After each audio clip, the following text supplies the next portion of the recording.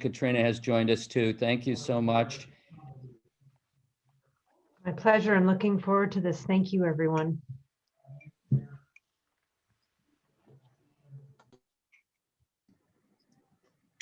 I wonder if we just lost David. I'm going to pause real quick. Pause. Maybe you want to turn that. Okay, here we go. Welcome everyone to our session on learning from Asia, self and systems. I'll start my introduction again. I'm sorry, I have to apologize at the beginning here. We're using pocket Wi-Fi's here in Kobe, Japan. So sometimes the pocket Wi-Fi goes off. So good to see so many people here. Thank you all for joining us. Let me share our PowerPoint. And we're so lucky to have so many people here. This is, of course, in the context of global leading and learning in the next decade. Thank you, Hillary and Katrina, for having our alumni session this week. Today, we're going to be talking about leadership in the Asia Pacific, self and systems. And we have a distinguished panel here, but I also see we have lots of other distinguished participants, many of whom also have experience in Asia. So we'll look forward to hearing from you all as well.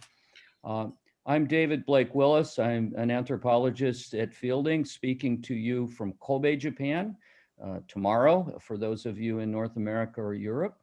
And I thought some months ago, as we were beginning the alumni session, that it would be a good idea to hear some Asian responses and perspectives on caring, coaching, and leadership in this difficult time that we have been this past year.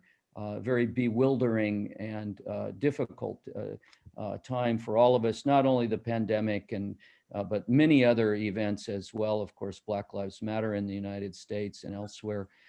So we're looking to create a meaningful experience for you all around health, coaching, economy, education, and so on. We'll begin with this panel. We'll have each person share some images that they have, their perspectives on the crises that we have been faced with this past year, and then thoughts about where we might be going for the future.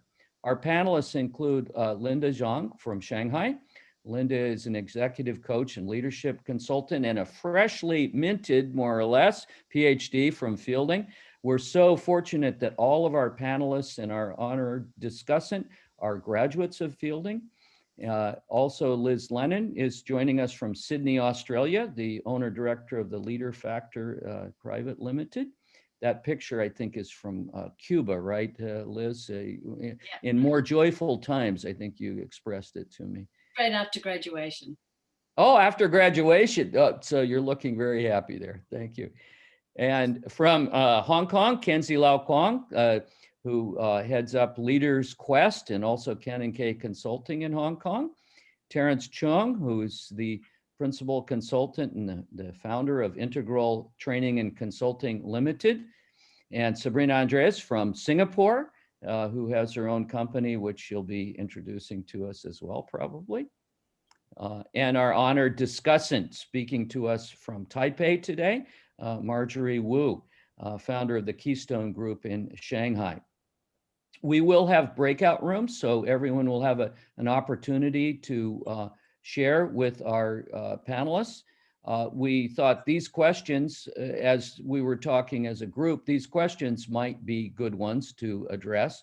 What have you learned from the speakers today, and in terms of adapting to the transformations taking place, and what is one thing you might want to contribute to this society in the years ahead as a scholar practitioner? So thinking not only of the wonderful discussions we're going to have here, but also about actionable steps. And then, of course, what questions you might have for Asian leaders for these years coming up here. So we'll begin with self and systems, a view from China, from Lin Zhang from Shanghai. So Lin, please.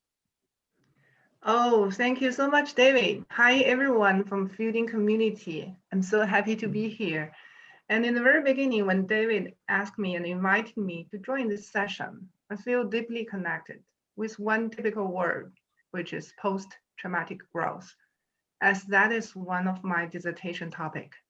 And my dissertation is about a research on post-traumatic growth for Chinese midlife executives who encountered significant health challenges in their life. So they made a lot of reflection and telling their stories and share with me their learnings and growth and the way they made their meaning out of the years on their life, on their work, and their career. So today I'm honored to be here to share my personal transformation journey, reflection, and also what I've learned from leaders surrounding me. David, would you please just turn to this slide? Yes. I still remember in last April when the COVID-19 just came to attack the whole world. A lot of people feel so unsafe and they lost people health and lost security and lost some people even lost their job. So in the April conference, I remember I shared three things I learned from the first stage when COVID came. The first one is a new starting of new life routine. A lot of things change and we are trying to do things differently. And the second one is taking conscious actions timely. And people start to switch their lifestyle, virtual work, Zoom meeting, different way of interaction with people. And the third one is reconnecting in a deeper way. And today I want to share with you about my learning in connecting in a deeper way. It is not only with people, such as we start to tell people how we feel, and we start to be more grateful for other people who helped us, but also the way we connect with the great nature and all the possible energies we gain from the world that beyond ourselves. Say, for example, this is a flower I have in my balcony. Every year it will blossom once. Last year it blossomed 3 times. That is very amazing. Originally, every year I just look at the beautiful day because it only blossomed for 1 day. But starting from last year, I spent more time to find my inner peace and calmness through together with this whole journey of their life cycle. David, please open another picture. So this one is the day 1 look, and the middle one is day 2 look. And the third one on the right side is the last day. I particularly realized at the last day when I start to talk and have a short conversation with the flower, I suddenly realized, oh, this life is so beautiful, not only because it comes from small buds, not only because it is beautifully blossomed in 1 day, but also it gives me a lot of beautiful things and meanings when they left me. It is a fading process, but it's also a preparation for the next round of cycle of reborn or renewal of the life. That is a beautiful transformation. So I keep those images in my heart. It always brings me a lot of strength, hope, and also happiness when I think about this. It is like to say goodbye to a good friend and to tell the flowers, hey, I want to thank you for coming to my life and I want to see you next year.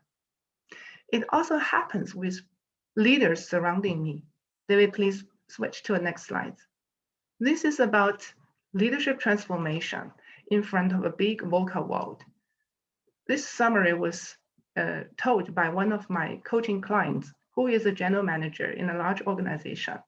She said to all the leaders in the first gathering of our meetings when we came back to work after COVID, starts, and all the people feel unsafe, a lot of uncertainty is in front of them, but leaders show and demonstrate the inner calmness and the peaceful say, hey, let's start to do something through learning, through doing something to help each other to grow. And also let's see new perspectives and start to do some small, tiny things, one by one, day after day. So the whole organization started to run a series of learning activities, such as learning leader as a coach and learning to do energy management, learn to see immunity change to every single individual and the team. And finally, throughout the whole year's learning, even though all the learnings are on virtual, and people gain a lot of new knowledge, a very deep connection with each other. And the most important thing is people see hope, people see authenticity, and the people gain a lot of adaptability leadership And then people start to prepare for the next round of change. So in the summary, I think COVID brings us a lot of difficulties and challenges, yet we also gain a great post-traumatic growth through being a real authentic person and through connecting deeply with others, with our inner world, and with the world. Thank you very much. Thanks so much, Linda. I love the images, nature images. Thank you so much. So next we're going to Australia, and to get an Aussie perspective, Liz. Hi, everyone. Lovely to see all your faces and to be here again at a fielding event. I'm going to take a slightly different perspective to Linda. I resonate with a lot of the things that she said, and I've sensed those in myself and my clients when I coach, when I do groups. But I want to take it up to a more macro level, because my research was all around the nature of being a witness to suffering and injustice. And so this environment of COVID-19 this last year has given me a great opportunity to observe and to notice. So David, the first slide. So I think Australia, like every other nation, experienced, and my clients in firms, in organisations certainly, experienced COVID as a tsunami. It was sort of on the edge, but we didn't really watch the shoreline receding until the waves started to come forward. So there were indicators in January, but we didn't really take notice. So it hit Australia like it did everywhere else, like a tsunami, washed right across us. But the difference is, I think Australia is a very big island. And so that's a very critical factor in the way we were led at a national level and the way organisations were led, and also, in a sense, the way we're rolling out the vaccination process. We had time for containment. We could observe our neighbours to the north, particularly in Taiwan, South Korea, Vietnam, who moved very rapidly, and we had learned from them through the SARS and MERS epidemics earlier on. So the Australian government moved very quickly in March to close the island off. We're still closed off. I mean, it just surprises Australians in general to see borders open, people moving to and fro across Europe, because we've been on our island now for over 12 months, or coming up to 12 months. So it's made life very much easier because we've been able to engage in a containment strategy. We've been able to put any incoming passengers into quarantine. And that's bought us time, really, I think, to think organisationally and nationally, how do we manage this crisis, this unknown? The next slide, David. I think essentially what happened in Australia in March, April was incredibly rapid change and experimentation.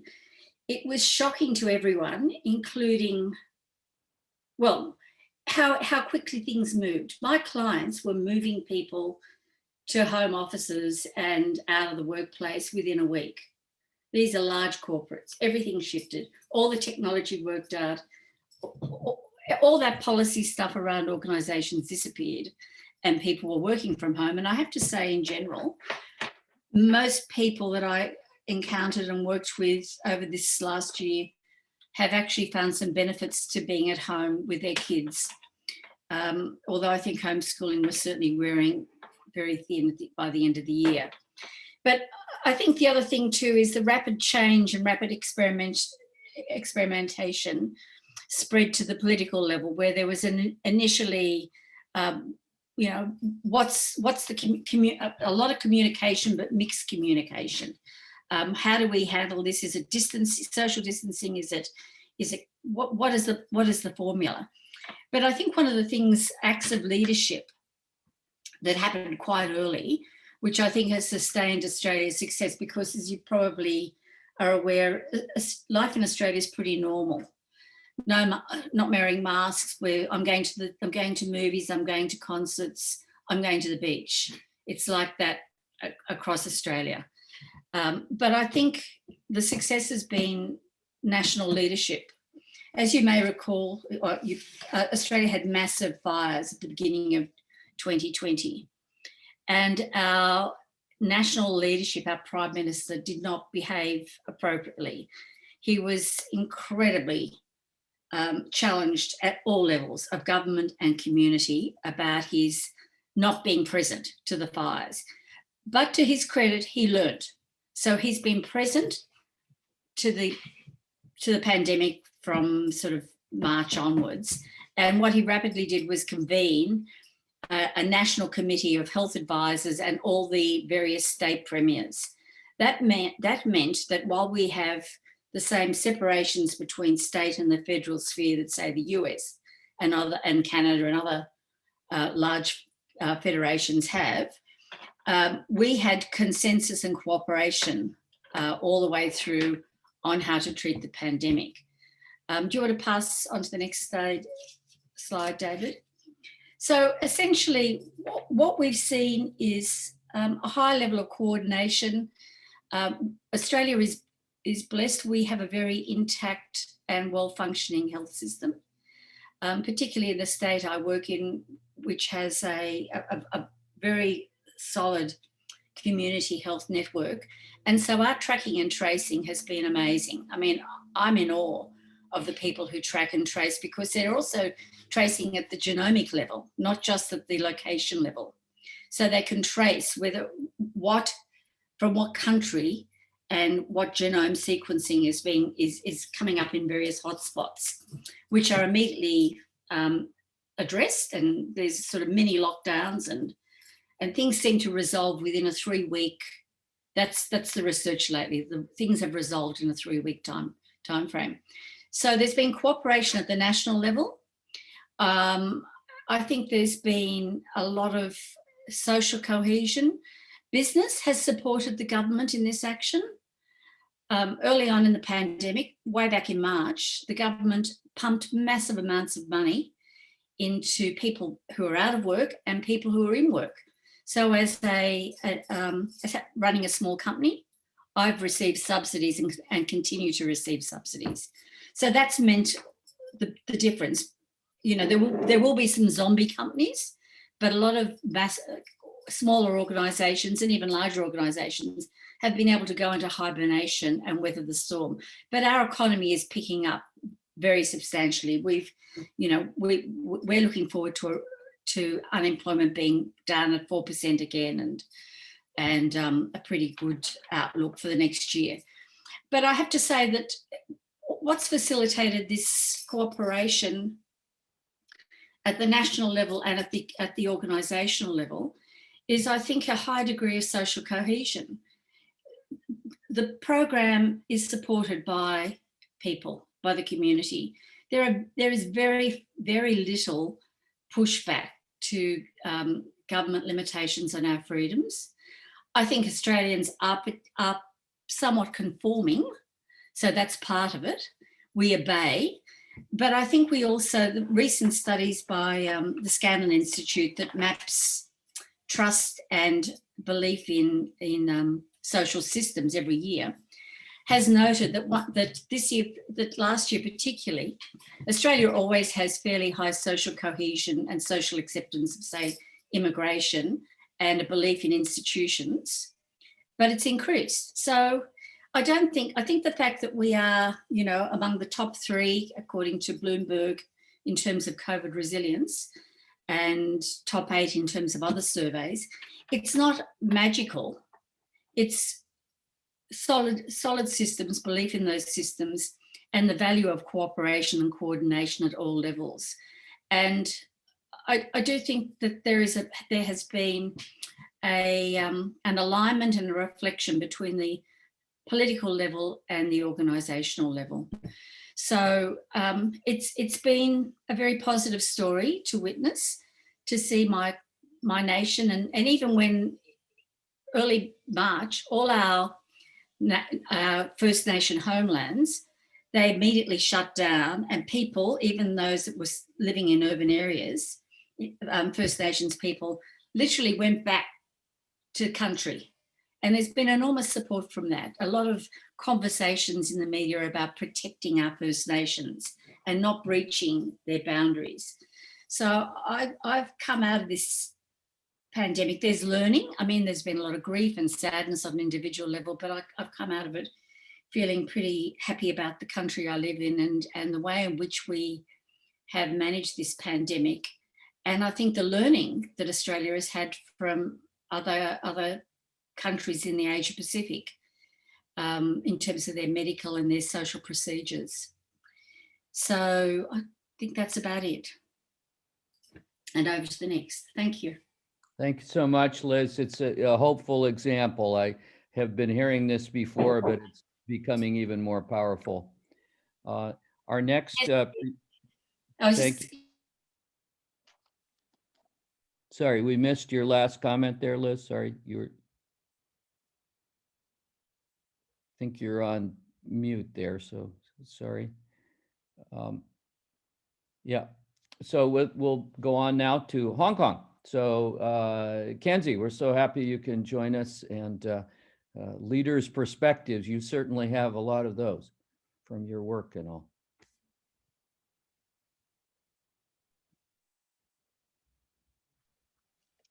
Thank you. I've been graduated many years ago, and so it's lovely to be back in the field community. And very, very encouraging to hear has impacted everyone on this planet, different only in terms of intensity, frequency, and personal experiences. However, for us in Hong Kong, COVID is not the only disruptor. We've also had in the year before, 11 months of social protests, and we in Hong Kong are still this little one caught in between the China-US trade war. So social, economic, political systems, interconnected, intertwined, is like the background on the visual. David, please.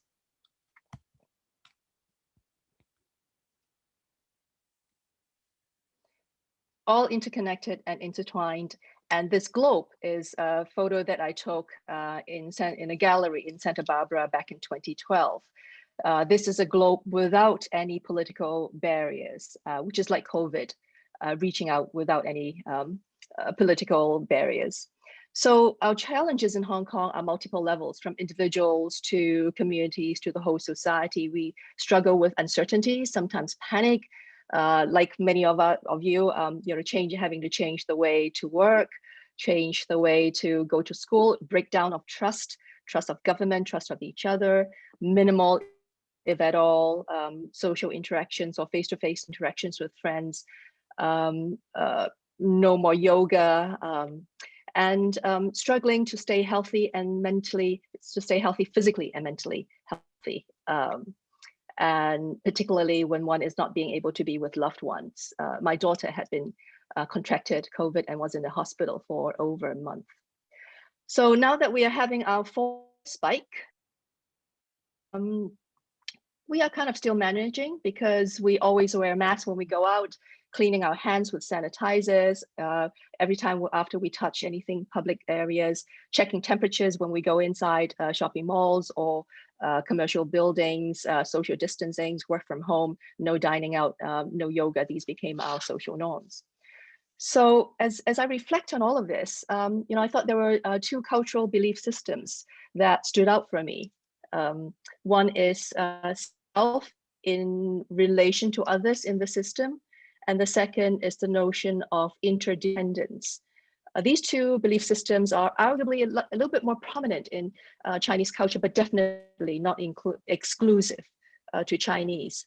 So self in relation to others. Let me quote a very well-respected scholar in China way back in the 1890s, Hu Shi. He said, I have to read it out, "An individual is never an isolated, separate entity, but a social interactive being. That's why I and many of my friends and many people in Hong Kong, and I think Terence would support that. We wear our masks not only to protect ourselves from being contracted by virus, but also just in case we are asymptomatic, that we will not contract or affect others. This is a responsibility as a citizen because our self is in the society means that we are, or our behaviors are interdependent on each other. So this interdependence, confusion, humanism kind of angle, look at behaviors not so much on whether we are individualistic or whether we are collectivist, but more we very much in terms of relational, underscoring interdependence. And I think so far Hong Kong has been behaving okay, we are managing. And so the learning for me, David, next slide, please.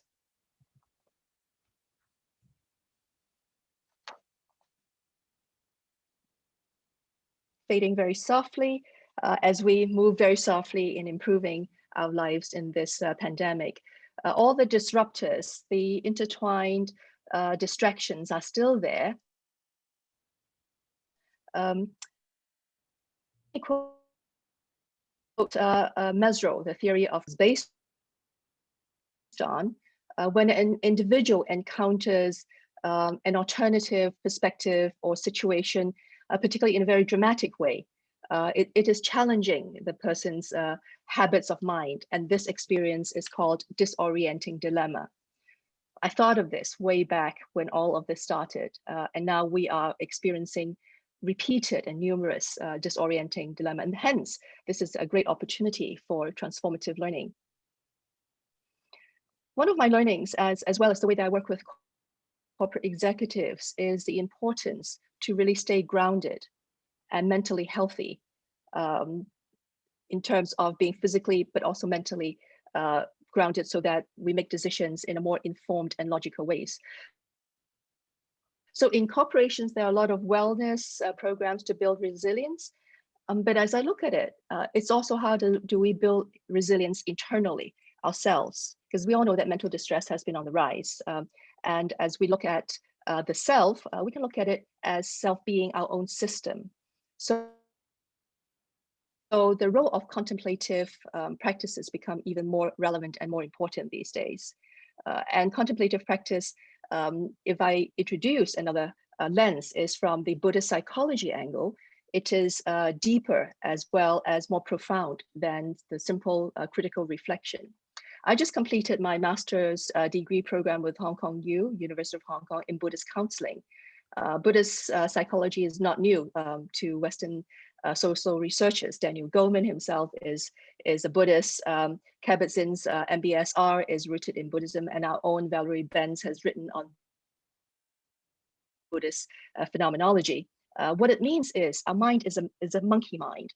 And so to be able to pause, stay silent, and become aware, not only become aware of what are the distractions that are distracting us from the external, but also become aware of our internal thoughts and thinkings, how our feelings and sensations have affected the way we ruminated, we proliferated our ideas, our thoughts, and how we attach to those fixed thoughts as if those are unchanging and those are the only realities. Particularly when we are in this disruptive or disoriented dilemma, there are a lot of thoughts that goes into our minds that might not be very helpful. Just as when my daughter was in the hospital, particularly in the early weeks, we were only able to very infrequently communicate via WhatsApp. If I have not been doing my practices, if I have not been silencing all of these disturbing noises, I probably would have gone bonkers, gone crazy. But the Buddhist informed psychology or the Buddhist informed contemplative practice is, as I mentioned, pausing ourselves, remembering and noticing and being aware of how these unhelpful thoughts are impacting our mind, our actions, and then our behaviors. So it's like this lotus, which is a photo that I took in Bordeaux, one of the Buddhist centers of Master Thich Nhat Hanh. The visual of this lotus is lotus are rooted in mud and dirt. which are like the distractions and the disruptions that we're having and the frustrations that we're having in our lives these days, but be able to separate it and learn and grow from it so that we are still grounded. We are able to make logical and well-informed judgments and not be totally overwhelmed by what's experienced or what distractions we have from the outside. Thank you. Oh, and one final thing. Din Fielding says that change the world, start with yours. I would add change yourself, start with yours, and start with yourself. Thank you. Over to you. Wonderful. Thank you so much, Kenzie. I was so impressed to learn about your new master's, achievement there. People keep on learning, don't they? It's really something. So our next speaker is also from Hong Kong, Terence Chung, and Terence will be giving us some unique perspectives from Hong Kong. Interesting counterpart here to Kenzie's just now. So Terence. Thank you. Hi, everyone. Thank you for Kenzie provided us a macro view of what happened in Hong Kong and some philosophical views about how she and people deal with pandemic. So in my turn, I just want to build on, and I will share two models made of Legos bricks.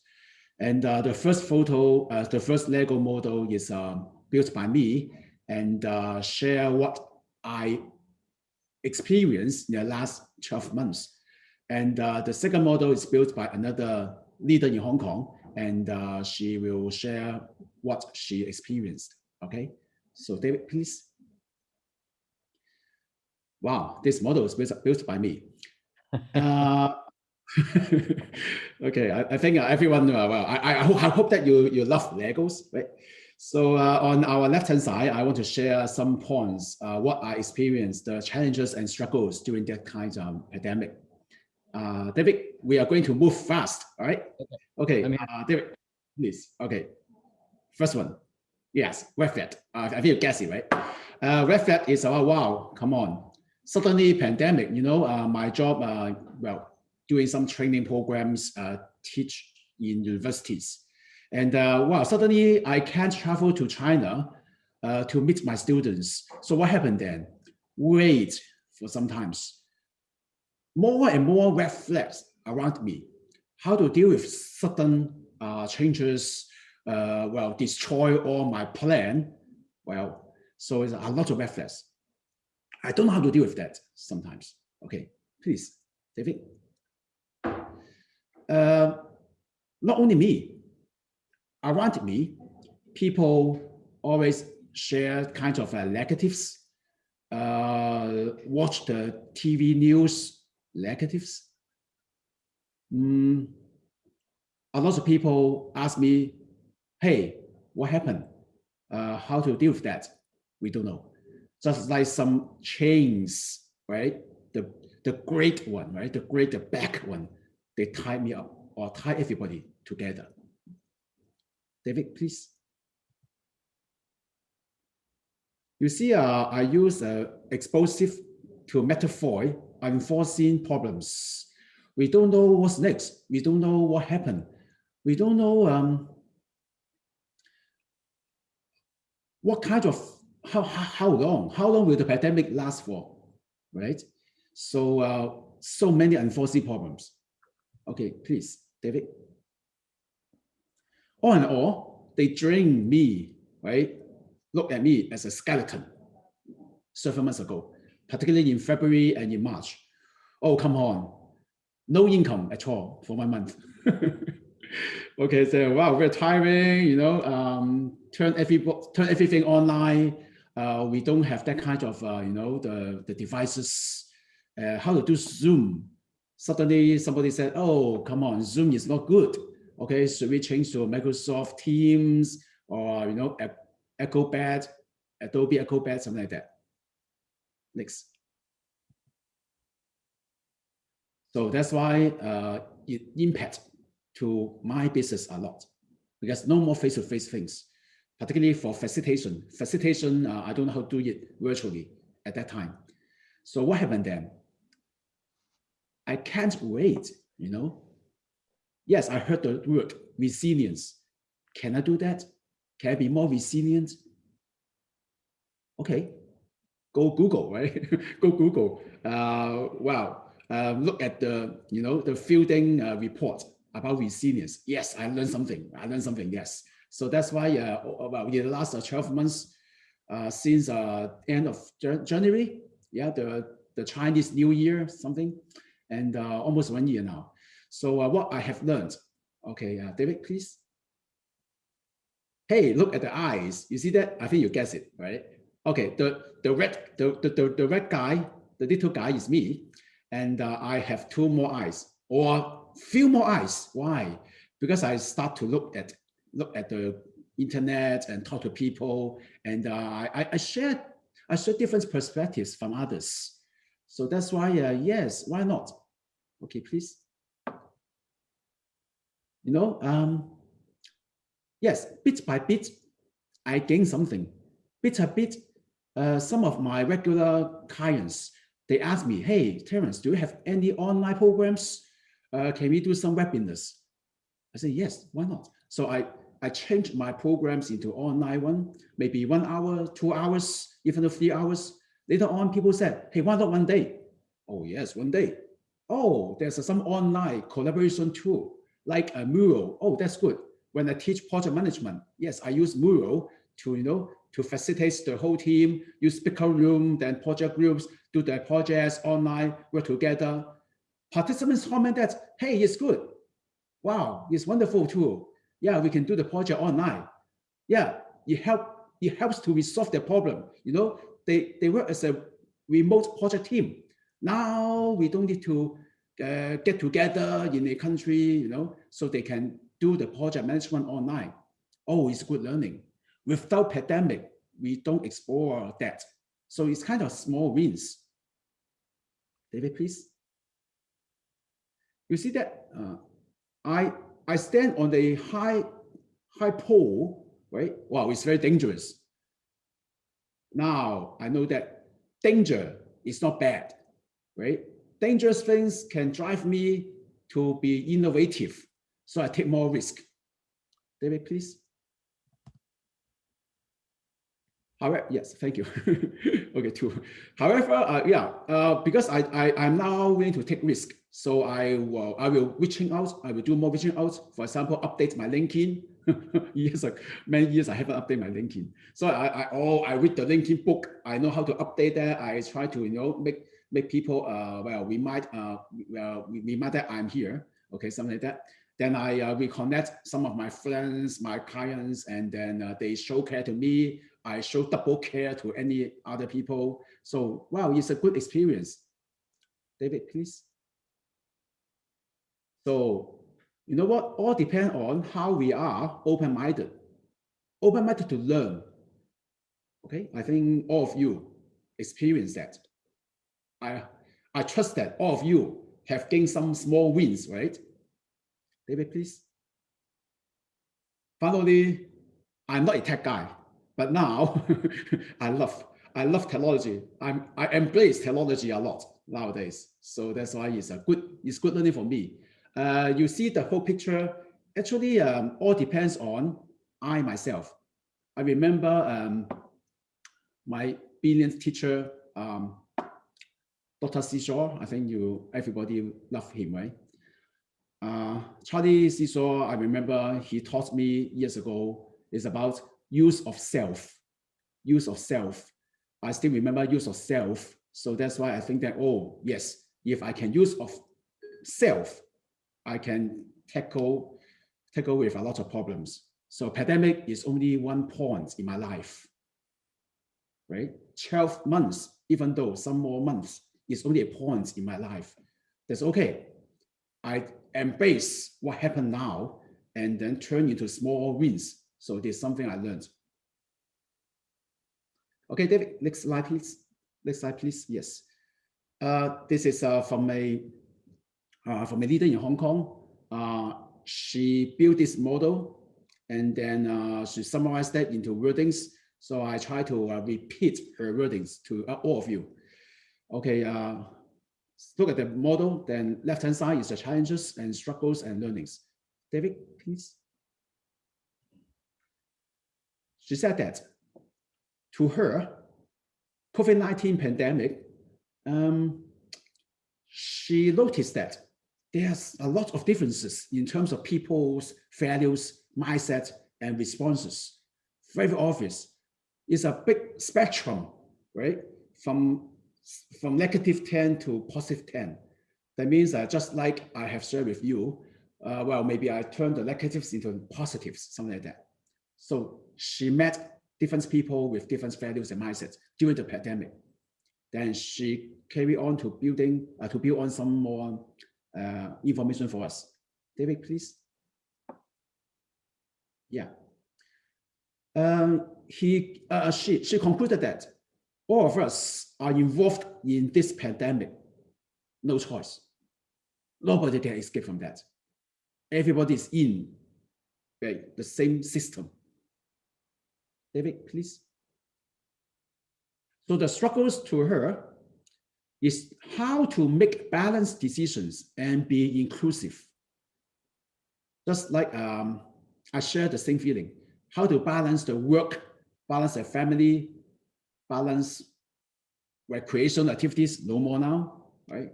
I want to travel, no more traveling, something like that. How to balance all the decisions. However, be inclusive could be the key word. David, please.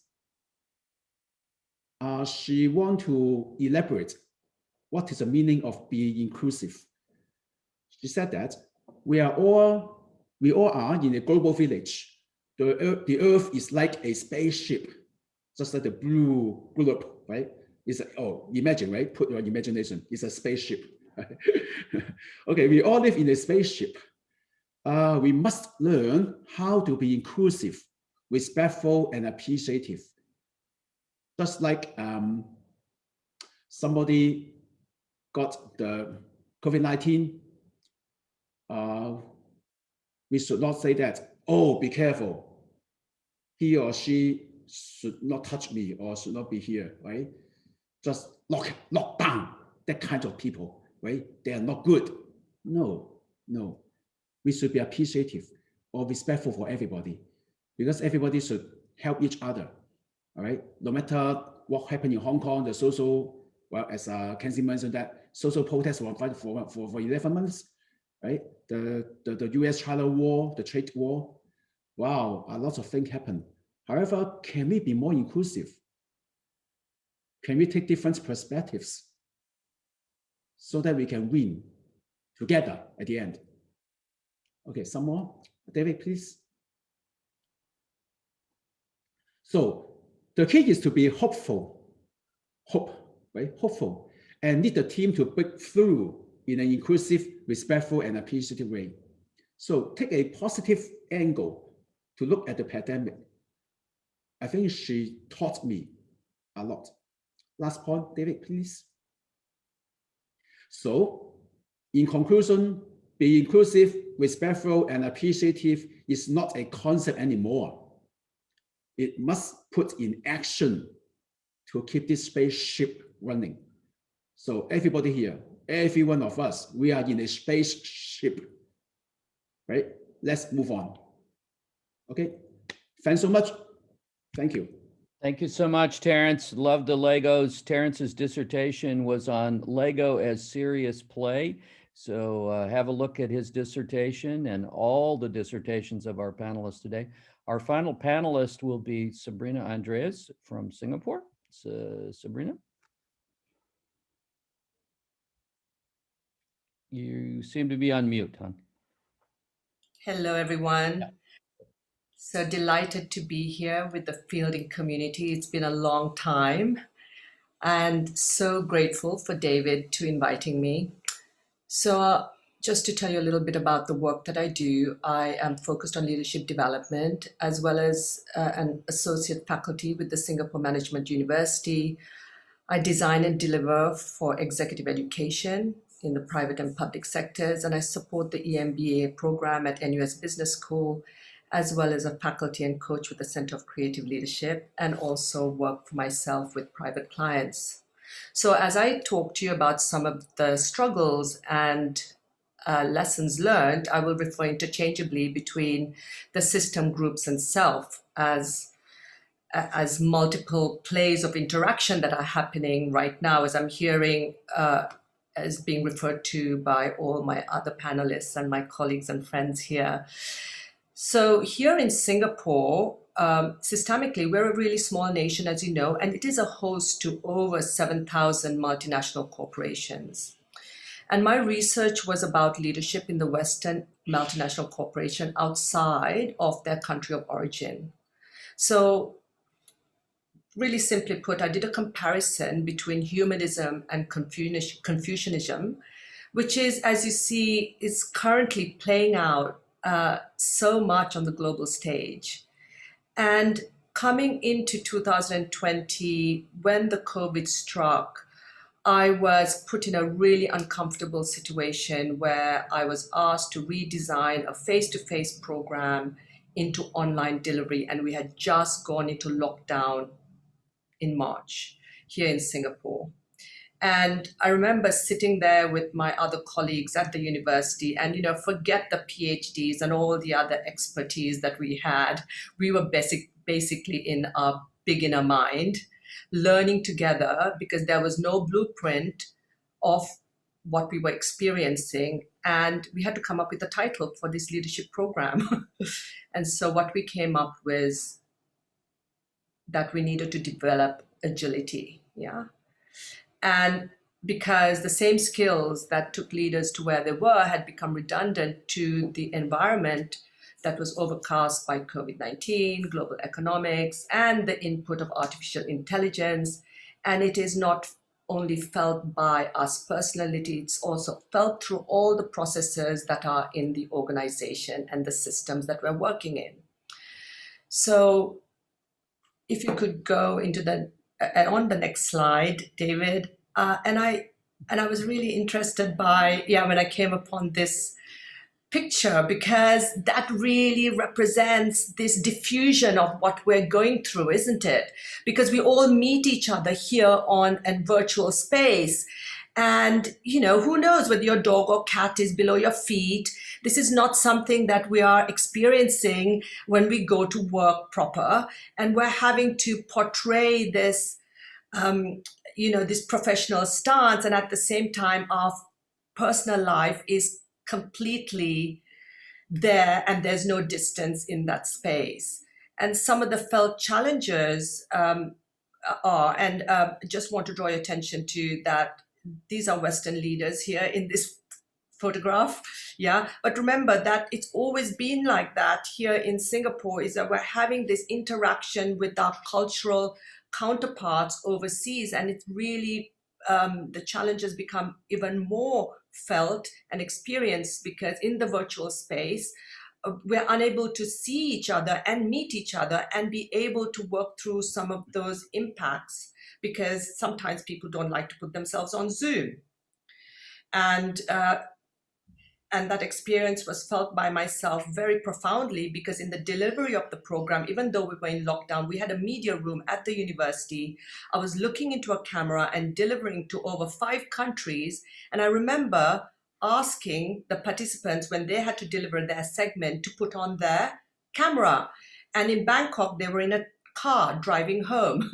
And this would never usually happen in a leadership program, because everyone would be in one room together. So there were very different experiences, and we would spend each day learning together, as faculty. And so we spent time reflecting on the actions, reflecting on ourselves, and then thinking of how we could iterate and improve. And the information that came to us from our experience was that the leaders found they needed to operate, function, think, and act in response to volatility and instability, and learn new ways of doing. And this was deeply felt in themselves and also in their experiences. So that was one of the struggles. And the other one, on a more conscious level, on a consciousness level, was the ability to tolerate ambiguity and uncertainty. And at this particular juncture in time, there's a real sense of uncertainty where humanity is going.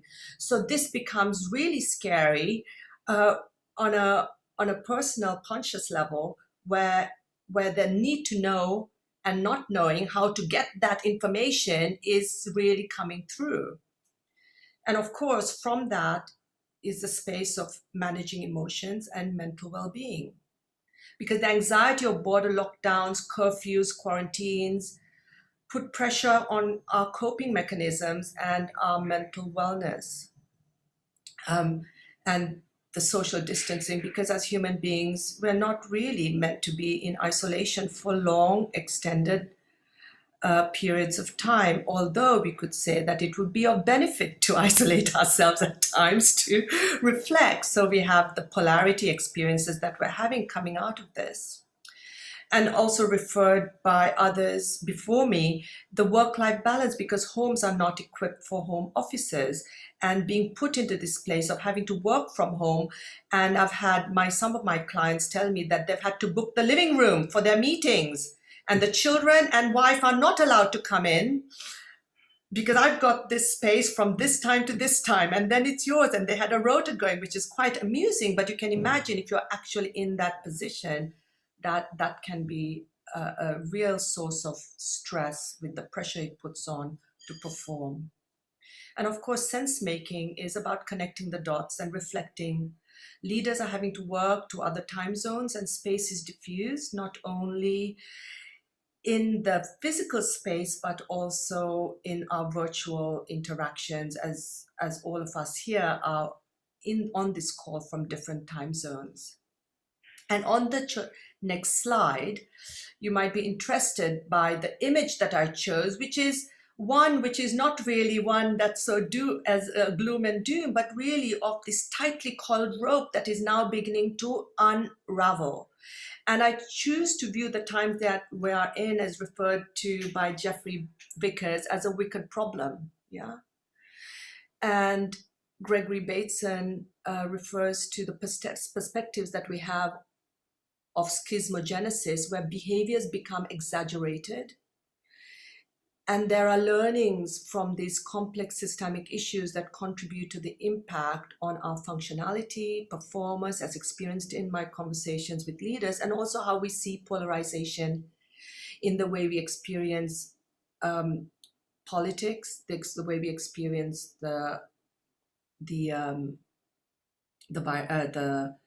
antidote to the virus, the way we experience medicine and alternatives.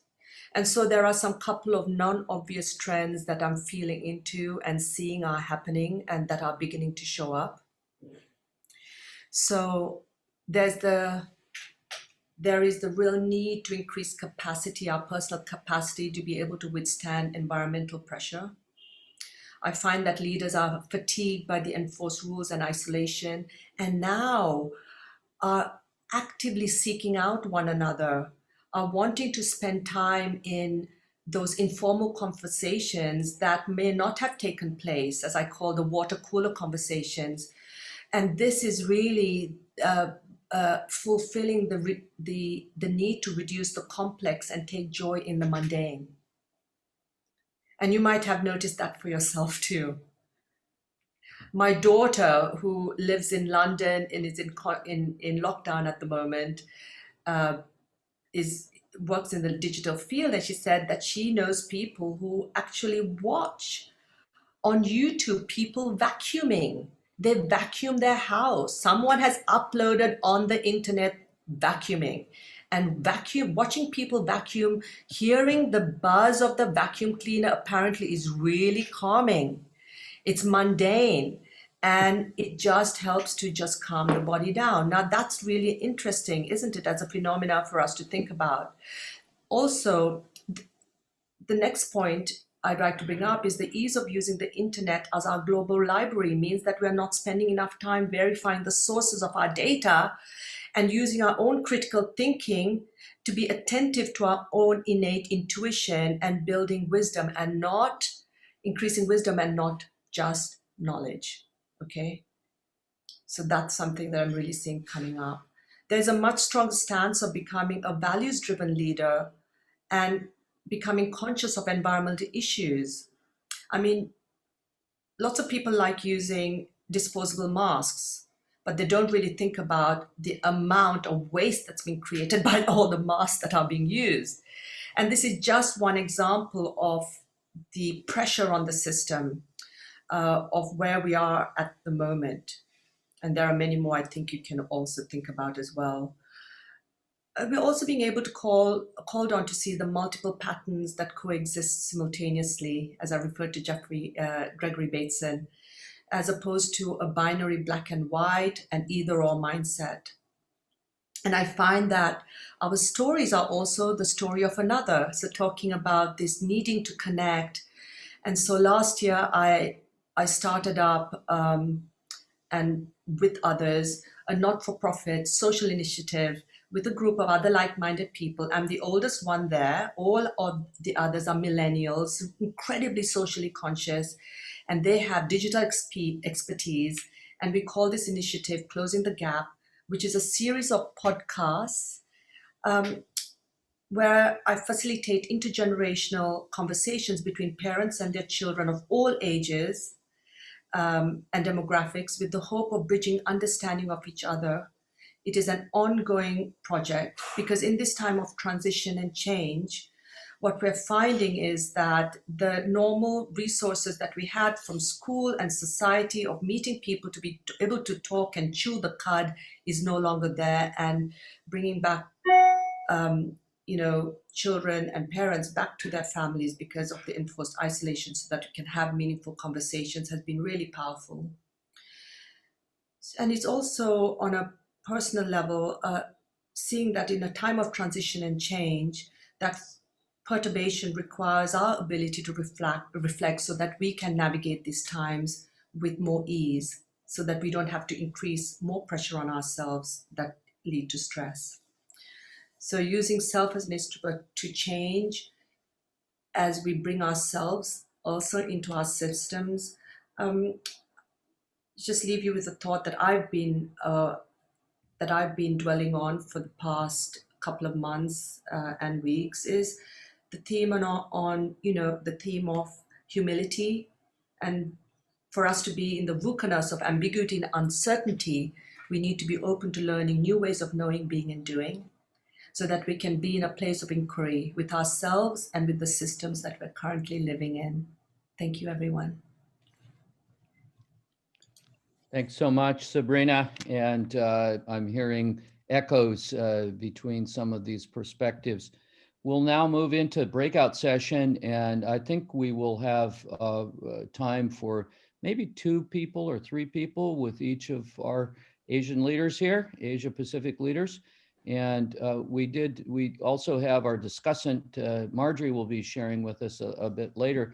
Let me stop the share. And yeah, indeed, will be great now, Hillary, if you could put us into the breakout rooms. And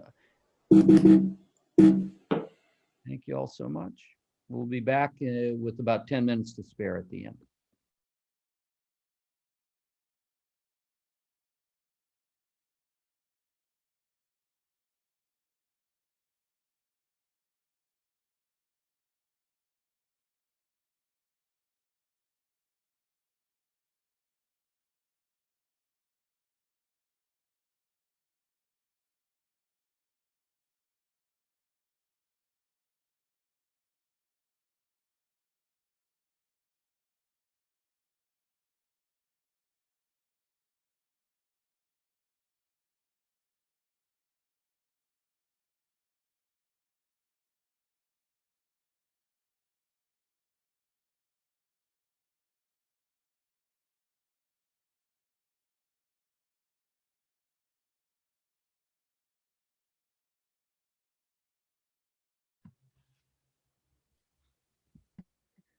Hi, Lisa. Hi, Dr. David. Hi, everyone. Thank you. And Lisa Buckley. Wonderful to see you. Ziva, Tracy, Cliff. Thank you all so much. Kathleen, thank you so much for being here, everybody. Just terrific to see everyone. and for sticking with us here. Jean Lee, thank you so much for being here with us. I'm sure you all had a great time with the breakout session. We're just so honored now to have some closing comments by our dear graduate Marjorie Wu. Marjorie has just had some she's had an amazing life. Every time I speak with Marjorie, I learn something new about what she has experienced and her different educations. Oh my goodness, this is, we talk in the West about a Renaissance woman, and Marjorie, you're actually beyond that. I don't know how we would describe it in China. You know, Confucius talked about the superior man, but you're the superior woman, I think. So along those lines. So I'll share you've got an image for us here, but I'm going to share just your picture here first, and maybe you can just share your thoughts. Well, first of all, thank you for that introduction. That's a little difficult to follow, and I think it was a wonderful array of presenters in their various topics, and I am just in awe and humbled by it. First of all, and with David's invitation, I had to do the Google search to say, well, what exactly the definition of discussant means? What am I supposed to be doing? and then the definition says what you have to do is really participate in the presentation and learn and share your reflections on that. So I am going to do that, and it was each of our presenters, and they all have the unique personal view and their own individual experience, and I would not repeat that. And then at the same time, and we all learn that the points of where we are right now through the pandemic, that we are all in it together, regardless where you are. And so in terms of self, in our discussion group, we thought, well, recently, even though we're from each different countries and in the Asia Pacific, and yet our respective country, city, locations, and our demographics all experience different kind of personal experience. Much of that I hear and observe are about renewal and about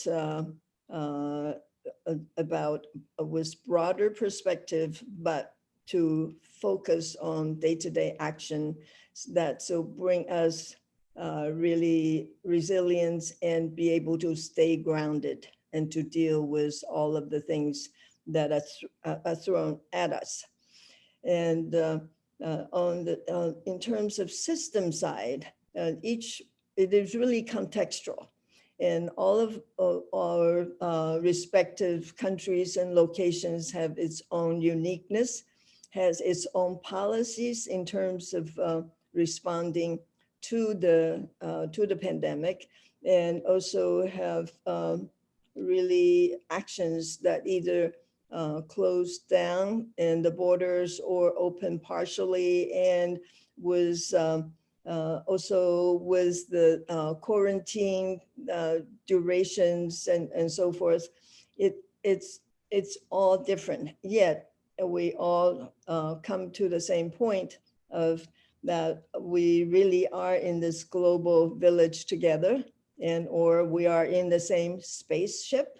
So we really need to respect and be respectful of each other, appreciate one another, to be able to collaborate, and in order to go forth with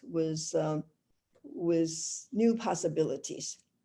And so with that, I want to share a a new term. It's called interiority.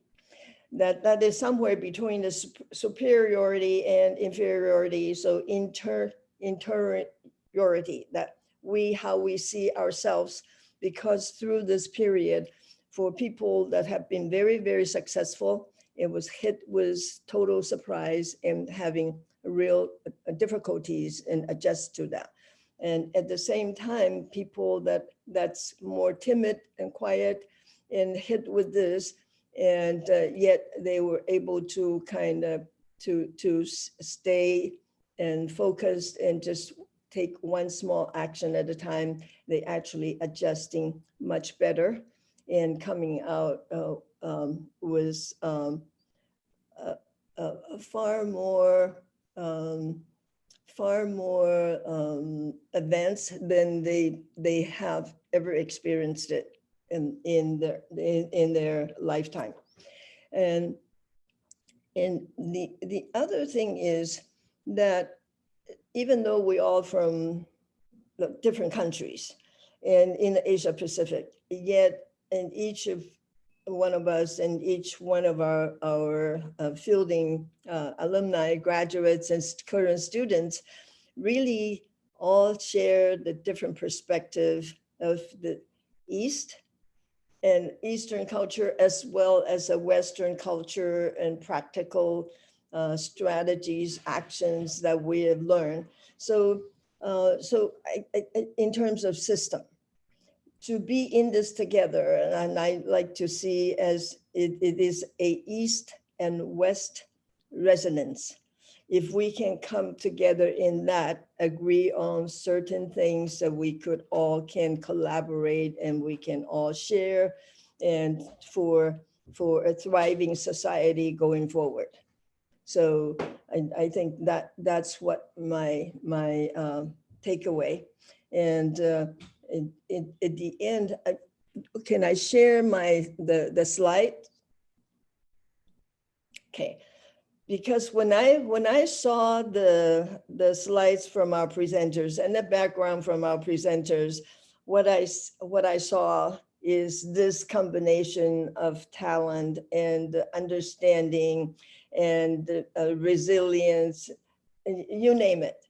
And yet when we're coming together from our own core of being and going forward into this thriving society, if each one of us can contribute, it will look like that. And to me, it is it's unlimited possibility.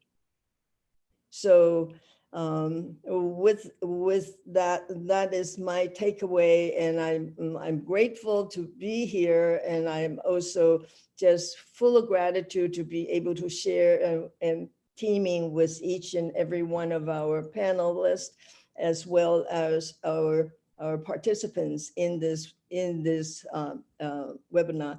I love to say to bring out what Kenzie has said, and also is the fielding logo I very much can resonate with. It is to change the world starts with oneself.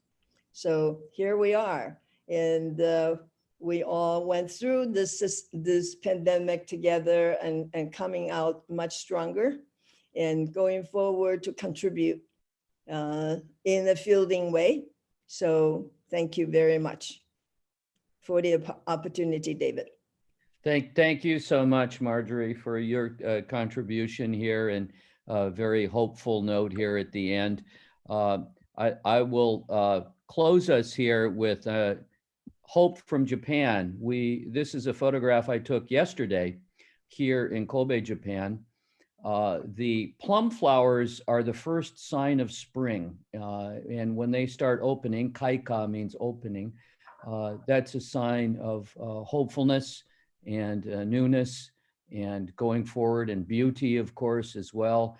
We have a plum grove just outside our apartment here on Kobe, our flat in Kobe, and the fragrance comes to us too. So we experience it in many different ways. And would like to share that with you all, and I'm so looking forward to the next time we can all be together in person. Hopefully, we'll be able to do a systems intensive or something like that in Asia somewhere, and going forward, of course, meeting in wonderful Santa Barbara as well. Thank you all so much for joining us today, and onward into 2021. Here we are. Thank you all so much. Thank you. Thank you. Thank you, Hillary, for sponsoring us all in this today. Indeed, that's a lot of work. Thank you all for being here. It means the world to everyone. Have a great day, morning, evening, wherever you are. Indeed. Let's Thanks also so wait much, for the upcoming Chinese New Year in February. Yes. Yeah, the new year is coming. Yes. Yeah. Welcome to spring. Yes. Represents hope. Thank you. Thank you, everybody. Thank you. See you in the future.